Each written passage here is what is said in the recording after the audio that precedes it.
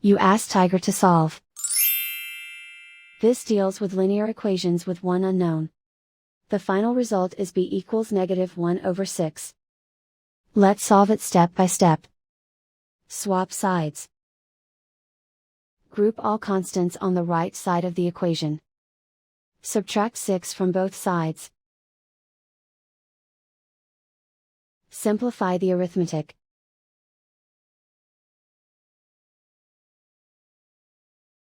Isolate the b.